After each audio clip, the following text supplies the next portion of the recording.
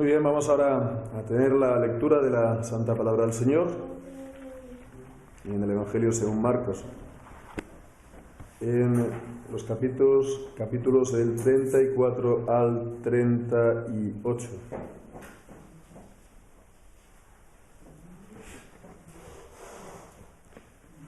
Y dice así pues la palabra del Señor. Y llamando a la multitud con sus discípulos, les dijo: cualquiera que quiera venir en pos de mí, niéguese a sí mismo y tome su cruz y sígame. Porque el que quiera salvar su vida la perderá, y el que pierda su vida por causa de mí y del Evangelio, éste la salvará. Porque ¿qué aprovechará al hombre si ganare todo el mundo y perdiere su alma? ¿O qué recompensa dará el hombre por su alma? Porque el que se avergüence de mí y de mis palabras en esta generación adúltera y pecadora, el Hijo del Hombre se avergonzará también de él cuando venga en la gloria de su Padre con los santos ángeles. Amén. Y que el Señor bendiga su santa palabra. Bien, pues en contraste con lo que vemos últimamente en la vida pública, que a veces, bastantes veces está marcada pues por ocultación, por secretismo, ¿no? Por hacer las cosas de una manera pues oculta, ¿no? de la gente, pues hay veces en las que la ocasión o lo que se va a decir es de tanta importancia que merece tener el mayor público posible, ¿no? El mayor público posible. Y esto es precisamente lo que nos encontramos en este pasaje, porque en la última, los versículos anteriores, ya los estuvimos considerando, ¿no? Hace unas semanas, era cuando Jesús anuncia a sus discípulos que iba a sufrir, que iba a morir en la cruz y que él iba al final pues también a resucitar. Y el apóstol Pedro entonces se le enfrentó, se le opuso, y Jesús entonces tuvo esa palabra tan dura, tan severa, pero también tan necesaria: apártate de mí, Satanás, porque me eres tropiezo, me eres escándalo. Y bien, pues aquí entonces Jesús no se dirige solamente al pequeño grupo de sus discípulos, a los 12 apóstoles y ya está, porque en el versículo 34 dice: llamando a la multitud, ¿no? Convoca a todo el mundo, a sus discípulos sí, por supuesto, pero también a aquellos que en principio no lo son, por lo tanto en principio no les concernería esta palabra, pero es tan importante que también ellos la han de leer, que la han de escuchar en aquel entonces, ¿no? Entonces, en concreto, aquí el Señor Jesús va a hablar de lo que es ser discípulo de Jesús, ¿no? Se continúa entonces con el tema, ya lo veíamos, ¿no? Que desde el capítulo 7 aproximadamente es cuando se empieza a hablar de la cuestión de los lavamientos, de lo impuro, la impureza ritual, la pureza de corazón, etcétera. En realidad, el tema de fondo siempre sigue siendo el discipulado, el ser discípulo de Jesús. Bien, pues aquí entonces el Señor Jesús, acerca de este tema, va a dar una palabra de vital importancia, ¿no? Que es una palabra permanente, que es una palabra perpetua, que es igual para todos, que es universal, acerca de lo que es el ser discípulo o seguir a Jesús, que es lo mismo, ¿no? Ser discípulo es seguir a Jesús. Y más concretamente lo que va a decir el Señor Jesús es acerca del precio de seguirle a Él, del precio de seguir a Jesús. Y bien, pues entonces estamos realmente,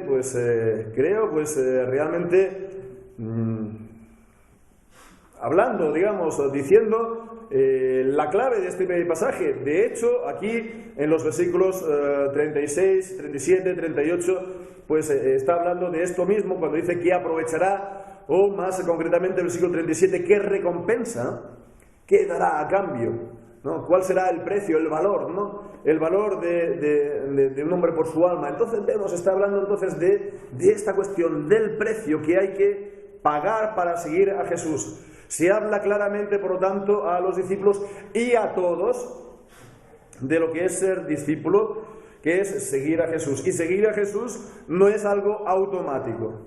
No es algo automático. No se ha de darse por sentado o por supuesto, ¿no?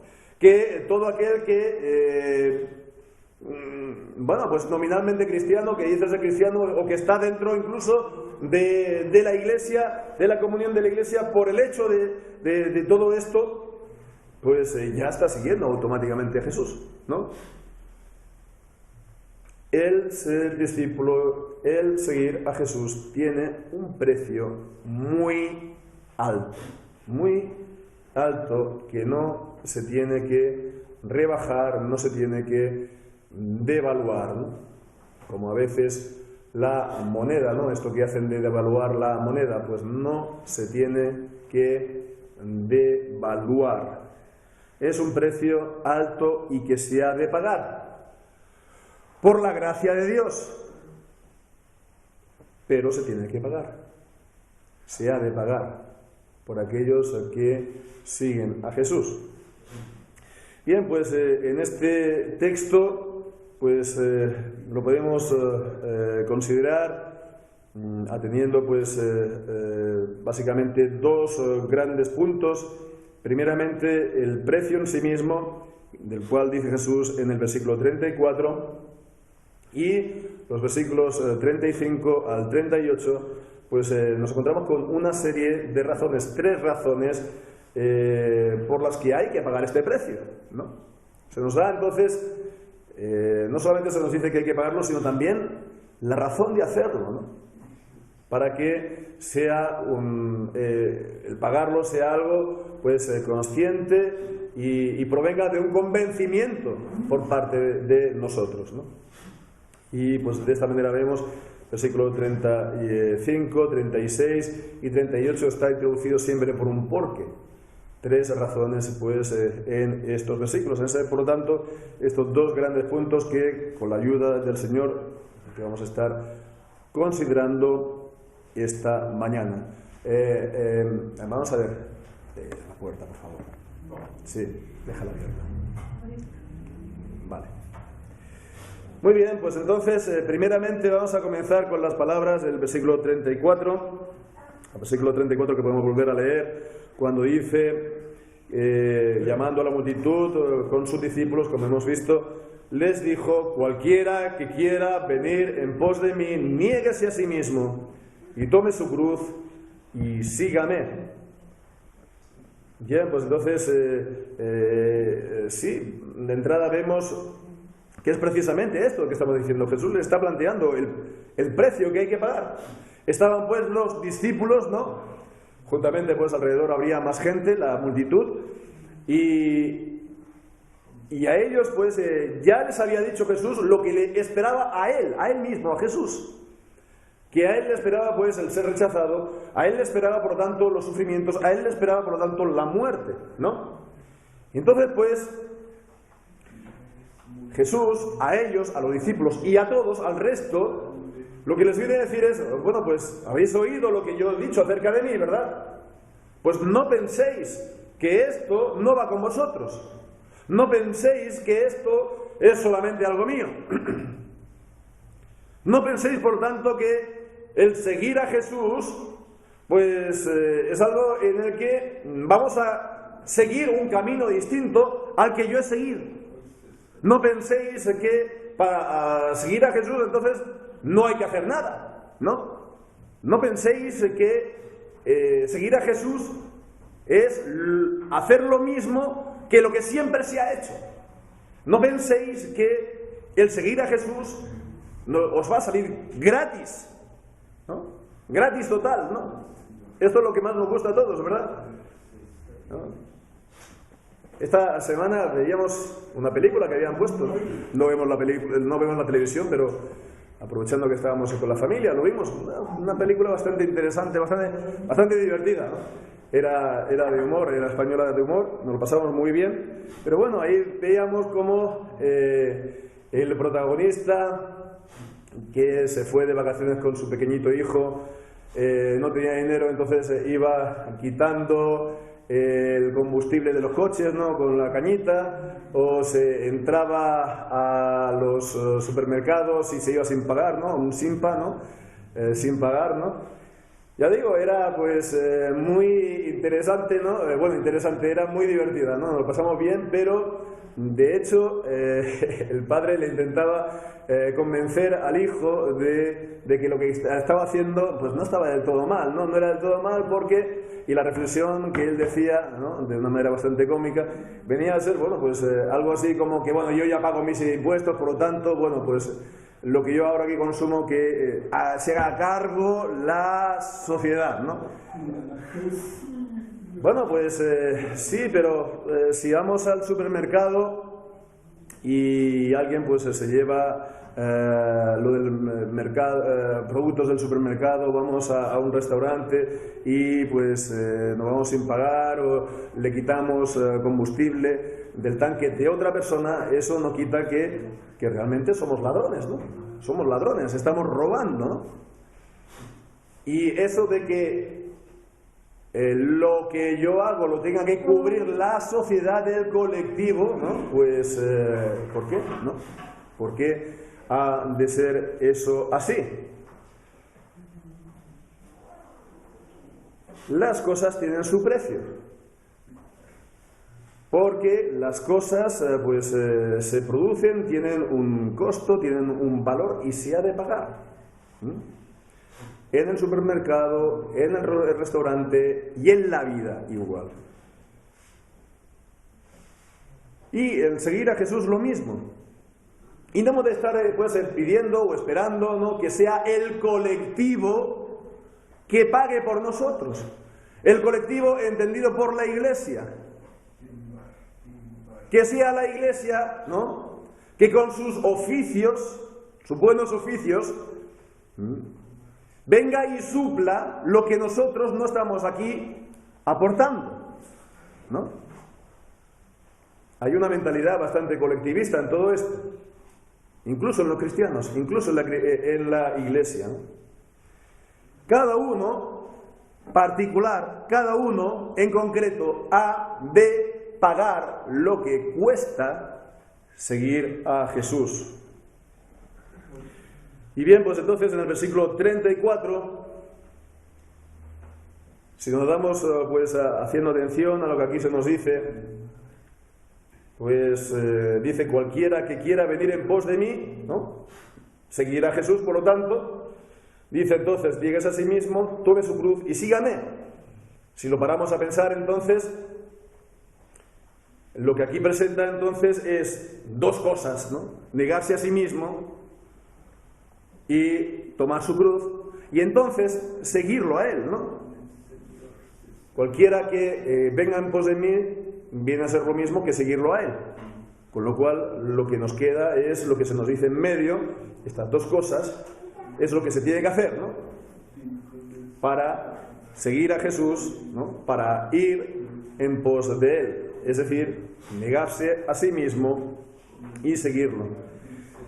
Entonces, de entrada, ¿qué es esto de seguir a Jesús y ir en pos de él? Pues si miramos aquí en otros lugares del Nuevo Testamento, por ejemplo, en Primera de Pedro capítulo 2 y versículo 1, ya nos habla precisamente de esto. La idea de seguir a Jesús es algo que lo encontramos en otros lugares de la Biblia, del Nuevo Testamento.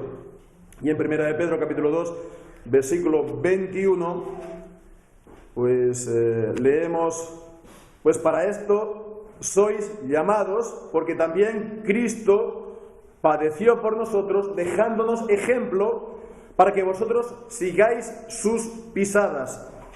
Entonces aquí se habla de seguir a Jesús en el sentido de seguir sus pisadas, cumpliendo su ejemplo.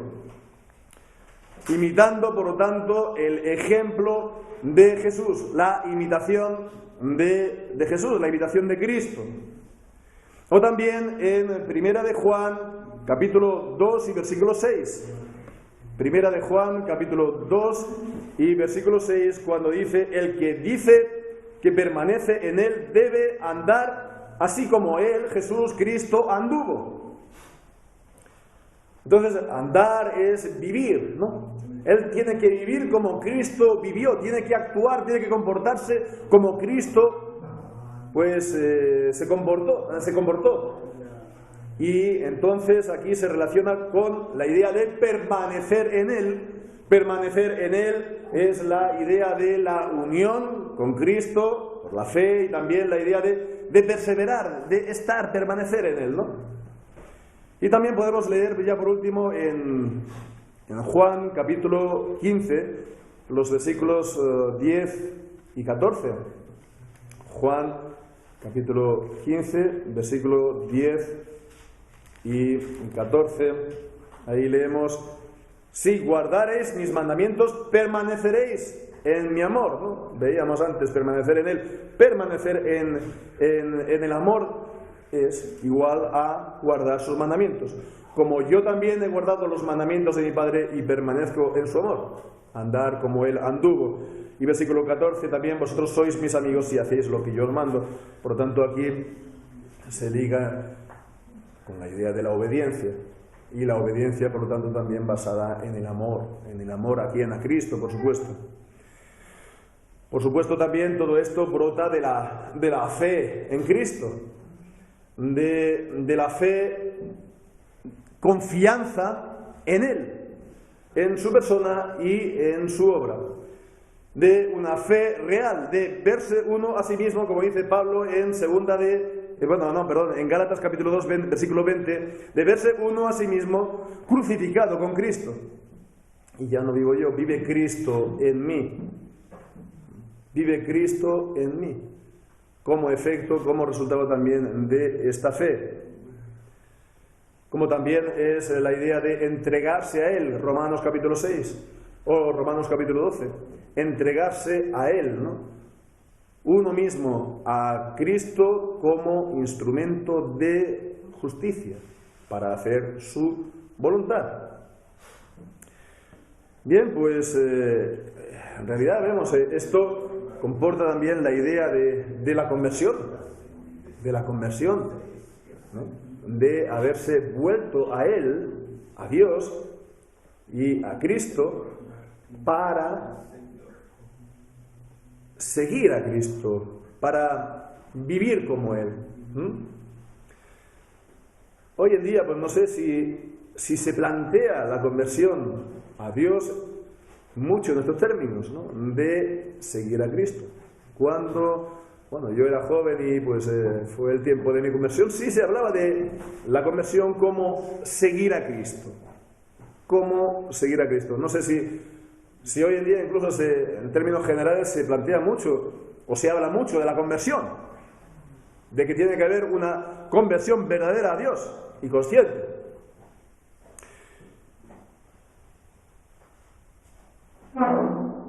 Se plantea pues esto mismo, ¿no? Que la vida cristiana, como seguir a Jesús, viviendo como Jesús, lo que es lo mismo, significa guardar sus mandamientos, vivir conforme a lo que nos dice la Biblia, y que esto pues cuesta algo. Creo que hoy en día más bien se presenta, y hablo en general, ¿no? Hablando del mundo evangélico, se presenta al cristiano, aquel que cree en Jesús, como una persona que es muy interesante y que puede llegar a ser muy relevante y muy importante en la sociedad, y que hemos de llegar a serlo todos los cristianos, todos los que creemos en Jesús, hemos de llegar a ser importantes, piezas claves y centrales en la sociedad allí donde estamos, ¿no? Y no podemos serlo. No podemos ser todos, por así decirlo, y permíteme la expresión, todos unos cracks. No podemos. Hay mucha cuestión de imagen en todo esto. Hay mucha cuestión de apariencias y de eslóganes. Voy a decir un ejemplo. Hace poco hubo aquí la cumbre del clima en Madrid, ¿no? Y ya no faltaron tampoco, pues quienes dijeran, no, nosotros los cristianos evangélicos hemos de ser centrales en toda esta cuestión del clima, ¿no? Está bien plantar iglesias, pero también hay que plantar árboles. Eslogan, muy bonito, pero es un eslogan. Está por ver si realmente hay un cambio de clima y si el cambio de clima es en el sentido del calentamiento o del enfriamiento. Y después está por ver si las emisiones que nosotros hacemos influyen en este sentido, ¿no? Pero bueno, ya hemos de ser centrales en la lucha contra el cambio climático, como que lo que nosotros vamos a hacer los hombres va a impedirlo. Qué importantes que somos los hombres, ¿no? Entonces, bueno, pues la vida cristiana se presenta más en términos de que los cristianos han de ser unos actores centrales en el mundo que aquellos que siguen a Jesús y que andan como Él anduvo. Bien, pues entonces, en cuanto al precio, decíamos que es doble en este versículo 34. Primeramente, negarse a sí mismo. Cuando dice negarse a sí mismo, no está hablando pues de ejercicios de los ermitaños, ¿no? Pues poco a la piedad antigua de los católicos romanos, ¿no? Que ahora tengo sed, pues me privo de beber para ofrecérselo a Jesús, ¿no? O tengo pues hambre, pues no lo hago para lo mismo, ¿no? Ofrecer a Jesús, o me pongo un garbanzo de estos secos en el zapato para digamos que me duela, ¿no? Y mortificarme un poco, o vestirme de cilicio, ropa de cilicio debajo de mi ropa, o si hace verano y hace calor, pues me apetece bañarme al río, no lo hago para un poco mortificarme, porque la vida natural pues no me tengo que tener demasiado apego a la misma, ¿no? Este ascetismo, y muchas veces pues se entiende el negarse a sí mismo de esta manera, pero realmente no tiene nada que ver, porque uno puede hacer todas estas cosas y realmente siga sin negarse a sí mismo, porque el negarse a sí mismo en la Biblia significa pues no seguir mis afectos, no seguir mis inclinaciones, no seguir mis deseos, lo que la Biblia dice, mi carne, ¿no? En el sentido de que yo sea el protagonista, que el que yo sea, por lo tanto, el principal beneficiario, el que yo sea el que estoy buscando todo lo mío. Yo estoy buscando en todas estas cosas mi bien, yo estoy buscando mi deseo, yo estoy buscando mi propia satisfacción, ¿no? Es un vivir para sí mismo. Entonces, es no seguir estas cosas, pero hacerlo con un fin, con un propósito. ¿Y ese fin, ese propósito cuál es? Pues que Dios viva en mí. Y que Él, por lo tanto, reine en mí. Porque si yo reino en mi vida, yo soy el rey de mi vida, Dios ya no es el rey de mi vida, ¿no? Mi vida no puede tener dos reyes, ¿no? Ni los países tampoco. Entonces, si yo reino mi vida, ya Dios no reina en mí. Y si yo vivo para mí, ya Dios no vive en mí. Porque Dios solo vive en aquel en el que Él reina. En el que Él reina. En aquel en el que Dios es lo primero. En el que Dios es lo principal. Antes que todas las demás cosas, antes que las riquezas, antes que la familia, antes que el buen nombre, antes que la reputación, antes que cualquier otra cosa. Por lo tanto, el negarse a sí mismo comporta para nosotros también tener un ojo siempre puesto en nuestro corazón, ¿no? Es como cuando pues uno tiene un niño pequeño, ¿no? Que empieza a andar, ¿no? Y bueno, si son así un poco revoltosos, pues a la que te despistas ya se han ido, ¿no? Ya se han perdido. Bueno, pues hemos de estar vigilando nuestro corazón, porque a la que nos despistamos estamos viviendo para nosotros. Y hemos de negarnos, como dice pues aquí Jesús, negarse a sí mismo, negarnos a nosotros mismos. Pero también dice tomar su cruz. Tomar su cruz. Y bien, a nosotros esto, la distancia que hay con respecto a cuando se escribió el Nuevo Testamento, pues esto se puede decir que nos juega una mala pasada. Hay pues este espacio de tiempo y bueno, pues las expresiones toman ciertos sentidos, ¿no? Por ejemplo, tomar su cruz o tener la cruz, ¿no? Hoy en día muchas veces se entiende en el sentido de cargas, ¿no? De aflicciones, ¿no? De pruebas que nos ha venido, ¿no? Ah, tengo esta cruz, ¿no? Me ha venido esta cruz, la tendré que soportar, ¿no? Bien, no digo que no, está bien pues a lo mejor hablar de esta manera, pero no es así como lo entendían los que lo oyeron esto cuando salió de boca de Jesús. Porque ¿qué era para ellos tomar la cruz? ¿Qué era la cruz? Pues la cruz era, lo sabemos, un instrumento de ejecución. Un instrumento de ejecución, y tomar la cruz significa, lo vemos en el relato de la pasión de Jesús. Él tomó la cruz en la cual él iba a ser ejecutado. Entonces, la cargaban los condenados a muerte. Entonces, esto, tal como los entendieron los primeros que lo escucharon, tenía un sentido muy directo, que era estar dispuesto a dar su vida, estar dispuesto a ser mártires por Jesús, por sus palabras, por el Evangelio. Y bueno, pues eso es lo que en realidad ocurrió con Jesús, lo que ocurrió también en el tiempo de los apóstoles. La mayoría de ellos pues también encontraron, Pedro, Pablo, otros no, el fin de sus días, Santiago también, como mártires, dando testimonio, ¿no? Hasta la muerte. Han pasado 2000 años y bueno, pues hoy en día no ocurre precisamente esto, ¿no? Forzosamente esto, no estamos pues bajo esa amenaza de muerte, aunque hay países que sí, ¿no? En principio no se da. Pero en todo caso,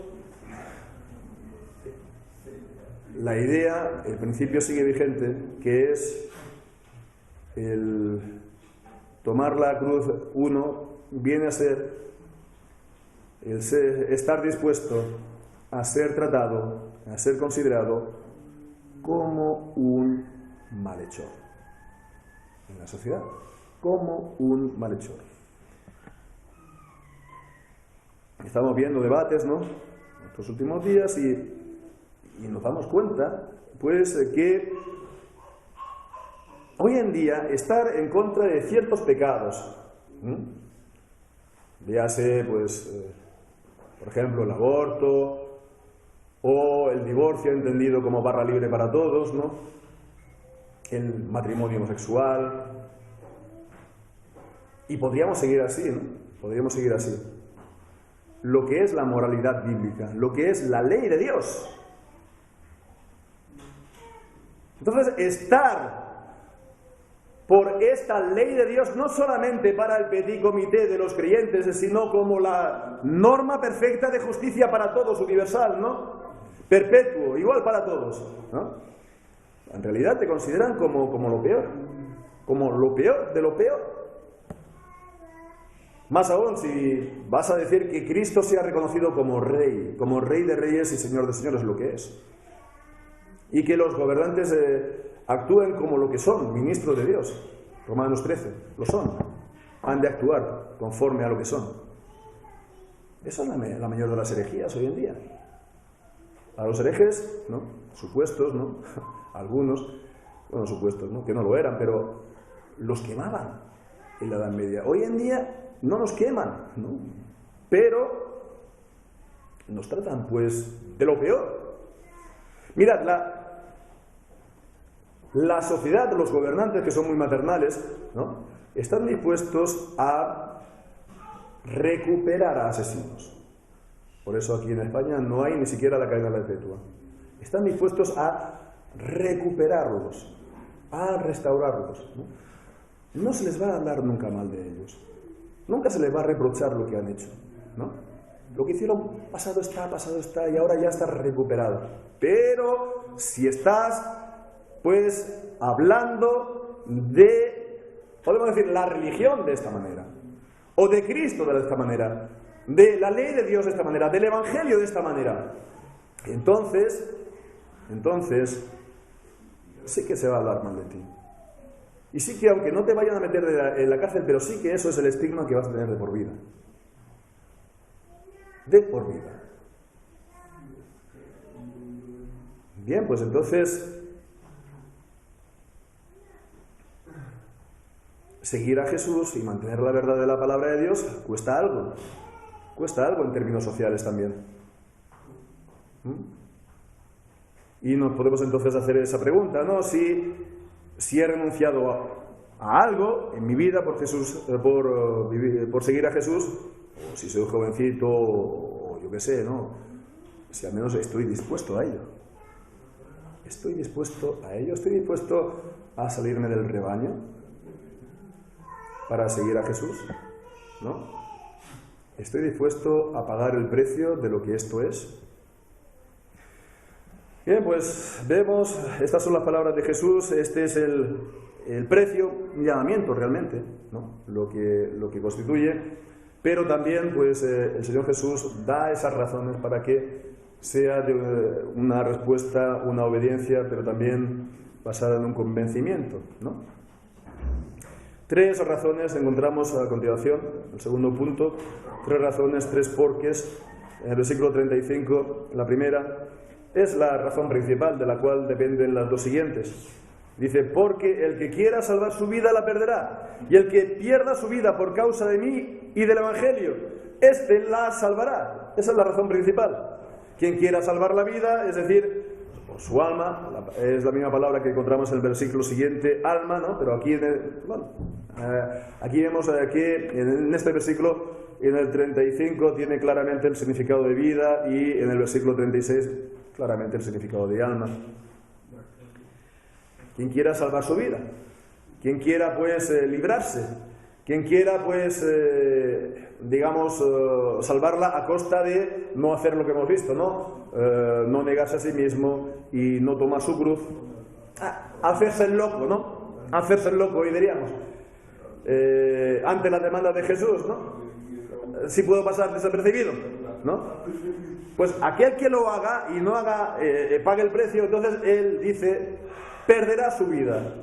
Él perderá su vida. Y al contrario, aquel que pierda su vida, ¿no? En aquel momento hemos visto, ¿no? Literalmente, ¿no? Aquel que tome literalmente su cruz, o aquel que pague el precio de seguir a Jesús, ¿no? Hoy en día, pues él la salvará en el sentido de que la preservará. La puede perder físicamente, pero la va a preservar para siempre. Y la razón de esto, entonces, vemos, se encadena el por qué, ¿no? El segundo por qué nos da la razón. Porque ¿qué aprovechará al hombre? ¿Qué va a ganar? ¿Qué va a ganar? ¿No? Sí, él gana a todo el mundo, pero pierde su alma. Confirma, por lo tanto, como hemos dicho al principio, lo del precio, ¿no? Ganar y perder, ¿no? Pero ahora es personalmente, ¿no? A título personal, individual, íntimo, nuestra propia alma, ¿no? Ganamos todas las cosas, ganamos el mundo, ganamos la reputación, el honor, la fama, las riquezas, ganamos todo esto, pero perdemos nuestra alma. Y nuestra alma para siempre. Y las riquezas es solamente para un tiempito aquí. ¿Qué negocio es este? ¿Qué hemos ganado? ¿Qué hemos conseguido? ¿O qué recompensa, dice el versículo siguiente, 37, dará el hombre por su alma? La palabra recompensa tiene el significado de dar a cambio de él por el precio, por su valor, ¿no? ¿Cuál es el valor de una alma humana? ¿Cuál es el valor de una...? Bueno, hoy en día, pues claro, evidentemente, tratándose de abuelitos, te van a decir, bueno, pues calcúlalo conforme a los años de vida que le quedan, supuestamente, multiplicándolo por la pensión, y más o menos tendrás el valor que cuesta. Y cuando exceda esto, entonces ya lo podemos eutanasiar, ¿no? Esta es la manera de pensar del humanismo secular. Bueno, pero el alma humana, ¿no?, incluso de aquellos que no tienen, ¿no?, el uso pleno de sus capacidades, ¿no?, mentales, incluso de los abuelos que no la tienen, ¿no?, tiene un valor que no se puede calcular económicamente. Por eso la vida humana es tan preciosa. Y la vida humana no se puede acabar de esta manera. No nos es dado a nosotros hacerlo. No se tiene que hacer. Bien, pues entonces vemos en cadena la respuesta, las razones, ¿no? La primera sigue la segunda, versículo 36 y 37, pero es la tercera quien nos explica todo esto. ¿Por qué todo esto es así? ¿Por qué se puede perder el alma? ¿Por qué se puede ganarla, este alma, o salvarla, o perderla y lo has perdido todo? Pues la razón principal, la que lo explica todo, es el versículo 38, Porque el que se avergüence de mí y de mis palabras en esta generación adúltera y pecadora, dice, el Hijo del Hombre se avergonzará de él, también de él, cuando venga en la gloria de su Padre con los santos ángeles. Cuando venga, y esto es lo principal, ¿no?, que aclara todo. La realidad del juicio final. Que Jesucristo ha de volver. Que Él ha ascendido a los cielos y está sentado a la diestra de Dios Padre, pero eso no es para siempre. Eso es por un tiempo. Y que ha de venir rodeado con sus santos ángeles, y que será el fin del mundo tal como nosotros lo conocemos hoy en día, y que entonces todas las almas de los que han vivido en la tierra alguna vez serán reunidas a sus cuerpos resucitados, y entonces cada ser humano va a recibir el juicio final de parte de Dios. Y bien, pues entonces, los creyentes que en verdad han creído y confiado en el Señor Jesucristo, ellos no van a ser juzgados. No van a ser juzgados en el sentido de condenados, aunque todos hemos de pasar por el tribunal de Cristo, nos dice Pablo en 2 de Corintios capítulo 5, pero no serán condenados. Pero los hombres serán juzgados, los que no son creyentes, juzgados y condenados por sus obras, por lo que han hecho. Y no hay nadie que siempre haga el bien y nunca peque. Por lo tanto, por las obras, si somos condenados o juzgados por las obras, no queda otra más que ser condenados. Los pecados de los creyentes son perdonados a causa de Cristo, pero aquellos que no creen en Cristo, la ira de Dios permanece sobre ellos, nos dice Juan capítulo 3, versículo 36. Pero, ¿y si nos avergonzamos de Cristo? ¿Y si nos avergonzamos de la palabra de Dios? Si nos avergonzamos porque, hombre, el mundo ya no cree estas cosas. Estas son cosas arcaicas, son cosas del siglo XVIII, XIX, ¿no? ¿Dónde vas a venir ahora con el siglo XXI que vamos a creer en las cosas que nos diga la Biblia? O que la moralidad, en vez de ser la que nosotros hacemos con nuestras leyes, ¿no?, debe ser la moralidad de una iglesia o de una comunidad religiosa. Si nos avergonzamos de la palabra de Cristo, si nos avergonzamos más aún de Cristo, de sus leyes, de sus mandamientos, de sus principios, de sus enseñanzas, porque esto no va con el mundo, con el tiempo que estamos viviendo. si nos avergonzamos de que Él es el Rey de Reyes, el Señor de Señores, si nos avergonzamos de todas esas cosas, es porque nuestro corazón querría ir más bien con los demás, en la corriente de este mundo, confundidos con los demás, que no se nos note mucho que somos cristianos. Y he aquí un grave riesgo, un grave peligro. ¿De qué? De que el grave peligro es que no vaya a ser de que uno nunca ha conocido a Cristo, de que nunca lo ha seguido, de que nunca ha pagado ningún precio por Él, de que nunca, por lo tanto, ha sido salvo, ni ha sido convertido a Él, para tomar sus palabras, como dice la palabra de Dios, como herencia y como consejeros. Así, por lo tanto, pues vemos, esta es la necesidad de seguir a Jesús, el precio que hay que pagar y además las razones, ¿no? Y bien, pues podemos ahora tener una palabra de conclusión, ¿no? Y concluir viendo la importancia de esto mismo, de seguir a Jesús en la Biblia, de seguir a Jesús en el Nuevo Testamento. Si hacemos una pequeña búsqueda muy fácil, hoy en día es muy fácil hacer este tipo de búsquedas, ¿no? De la palabra sígueme. En el Nuevo Testamento aparece 12 veces, ¿no? Como los apóstoles, pues igual, 12 veces, ¿no? Y todas en los Evangelios. Y la palabra sígueme es la primera palabra que le dijo al apóstol Pedro, y fue la última palabra que le dijo al apóstol Pedro.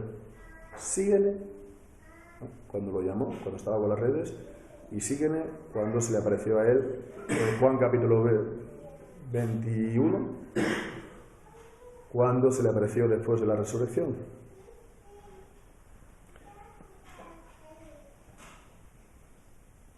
La palabra sígueme está detrás de todo lo que leemos en la Biblia, en el Nuevo Testamento. Cuando en el Nuevo Testamento leemos que por gracia somos salvos por medio de la fe, y esto no viene de vosotros, pues es un don de Dios, no por obras, para que nadie se gloríe. La palabra que está detrás, de fondo, es la palabra sígueme.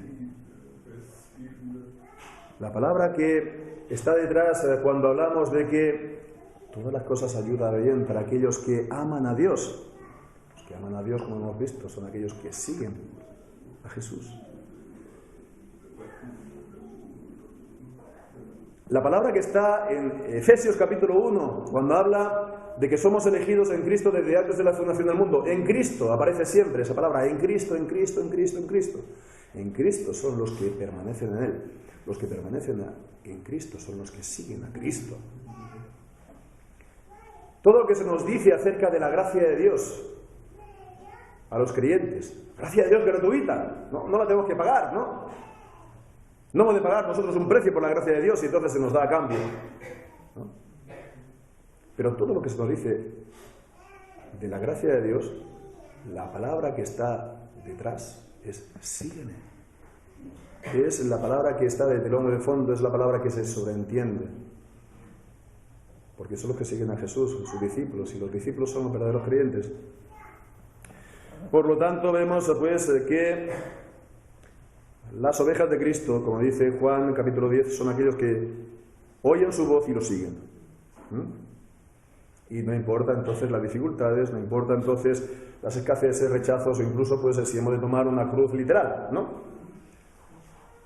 No importa por qué, pues porque Jesús es nuestro pastor y su vara y su cayado infundirán aliento. Salmo 23. Y es siguiéndolo, como dice también Juan capítulo 10, que somos preservados de su mano y nadie lo arrancará, nos arrancará de su mano. Y nadie nos arrancará del amor de Dios que es en Cristo Jesús, aunque seamos como ovejas llevadas al matadero. Y bien, pues es lo que hemos de tener siempre presente, seguir a Jesús, ¿no? Continuar siguiendo a Jesús todos los días de nuestra vida. Y si alguno se ha apartado, y tal vez pues lo digo, si alguien lo pudiera estar escuchando a través del mensaje por internet, si ha llegado a este punto, si alguno se ha apartado del camino que está siguiendo a Jesús, entonces que vuelva, como dice Isaías capítulo 55, versículo 4 y 5, que vuelvan. Cristo ha sido dado como testigo y como maestro a las naciones. Que haga, como dice estos versículos, correr a Él, de regreso, de vuelta, para seguirlo. Volverse a Jehová,